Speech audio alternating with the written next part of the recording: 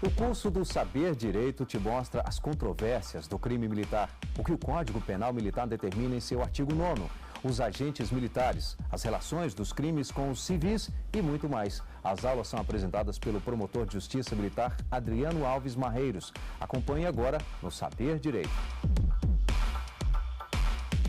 Olá, meu nome é Adriano Alves Marreiros, eu sou promotor de Justiça Militar e um dos autores da obra Direito Penal Militar, Teoria Crítica e Prática. Nós prosseguimos aqui tratando de crime militar, controvérsias. O objetivo que nós temos, como já foi dito na primeira aula, não é simplesmente abordar a natureza de crime militar, mas sim tratar das principais controvérsias que existem sobre o assunto e de uma maneira que, ao final, você mesmo possa formar a sua opinião sobre o que deve ser de tal maneira ou de outra. Nós verificamos, na última aula, que nós tratamos de militar e militar em atividade. Recapitulando, nós podemos ver que a hierarquia e a disciplina são garantias individuais e para a sociedade. Não é simplesmente, como eu já falei naquela aula, um mantra que a gente repete, isso é a base constitucional das Forças Armadas. Não, ela vai além. Ela garante que o militar, ou melhor, que o civil esteja tranquilo, porque a Força Armada está sob controle, que a tropa que tem armas estará sob controle, garantindo a democracia. Isso daí é uma coisa que vem lá desde as declarações de direito do século XVIII, que essa necessidade da hierarquia e disciplina ser respeitada entrou em todas as nossas constituições, vários tratados internacionais reconhecem a importância disso daí, e por isso, hierarquia e disciplina são garantias individuais e para a sociedade. Vimos também que é necessário que o CPM tenha uma parte geral própria, porque ele tem várias características peculiares que exigem um tratamento diferenciado. Vimos também que o conceito de crime militar, a natureza de crime militar é diferente de competência da justiça militar, porque crimes militares podem ser julgados em outras justiças também. É um conceito de penal e não de processo penal. Vimos que só entende realmente de competência, só sabe realmente identificar competência aquele que conhece o crime militar, porque, embora o conceito de crime militar não seja um conceito de competência, ele, via de regra, define a competência das justiças militares. E, como é residual a fixação de competência, então, se não souber crime eleitoral e crime militar, não vai reconhecer bem a competência de coisa alguma. Vimos também que militar é o militar estadual e o militar federal. O artigo 22 do CPM foi superado pela Constituição de 1988.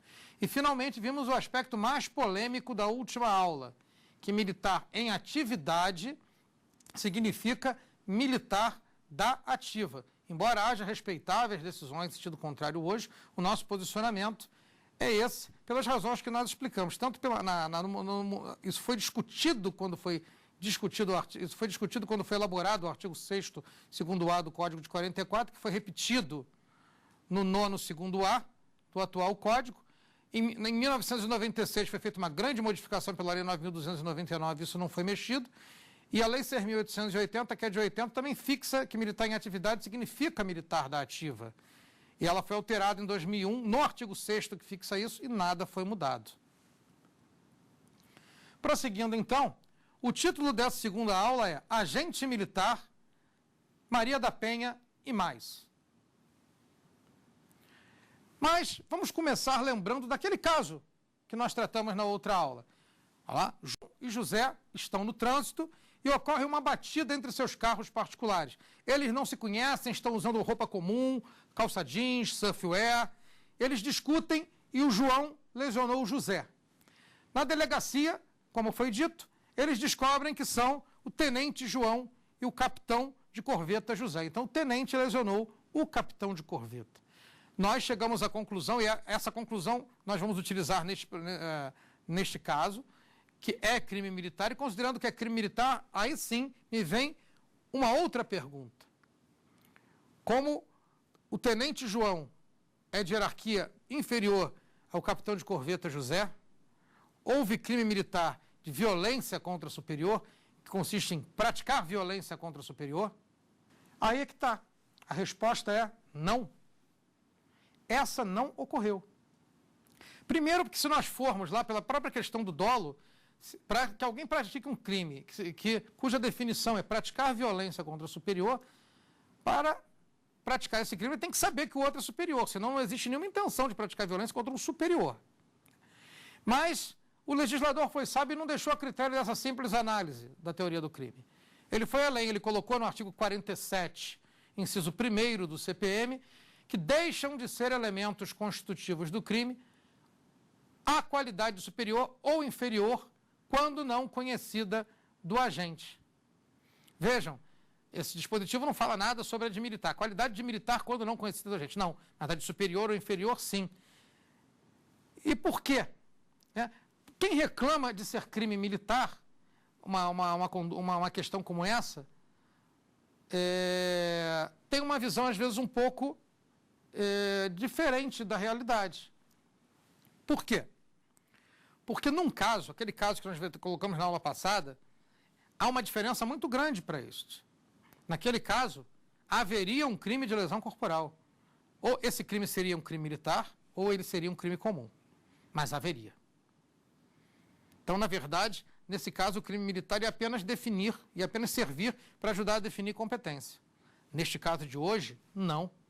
Neste caso, o conhecimento tem a ver com ser crime ou não ser crime. Alguém ser processado ou não ser processado. Alguém ser condenado ou não ser condenado. É completamente diferente. Então, a conclusão nossa é que este não é crime militar pelas razões que nós dissemos. Claro que existem certas questões, como a Lei 9.099, que não é aplicada na Justiça Militar, que, de certa forma, dão um certo prejuízo. Mas isso não é motivo, principalmente porque o militar, o fundamento para se fazer o artigo 90A da Lei 9.099, que não se aplica à Justiça Militar, a Lei 9.099, foi justamente que nessas interações entre os militares, não existe uma liberdade plena, um superior representar contra um inferior hierárquico, um inferior representar contra o superior, a questão até do companheirismo militar, daquela questão, limita essa liberdade. Resolver questões com dinheiro, o próprio Código optou por não ter nenhuma pena pecuniária, nenhuma pena que envolva dinheiro. Então, tudo tem a ver com pundonor militar, decoro da classe, e a própria pressão de ser uma sociedade, de haver um grupo social pequeno ali entre os militares, que não daria plena liberdade para isso. Então, se isso acontecer, se for crime comum, também acontecem essas situações, só que na prática, isso, embora afete o pundonor militar, afete a hierarquia e a disciplina, vai acabar sendo, se for crime comum, vai acabar afetando se for crime comum. E o crime é militar, como nós demonstramos. Sobre assemelhado, que é a primeira coisa que poderiam vir a perguntar, assemelhado, ainda está em vigor esse conceito de assemelhado, só não existe nenhuma lei que o complemente, quer dizer, nenhum servidor civil é considerado hoje assemelhado, que assemelhado era aquele servidor efetivo ou não dos Ministérios da Marinha, Exército e Aeronáutica, submetido a preceito de disciplina militar em virtude de lei ou regulamento. O último a acabar com a figura do assemelhado foi a Aeronáutica, que hoje não existe nenhum dispositivo legal, nenhum regulamento, acredito que só o dispositivo legal pudesse fazer isso por força da lei dos servidores públicos, nenhum dispositivo legal que regulamente, mas revogado não está, é um corpo à procura de sua alma, para usar aquela expressão de Binding. Que tal nós agora chamarmos a primeira pergunta? Gostaria de saber, e o casal de militares? Há crime se houver agressão de um contra o outro?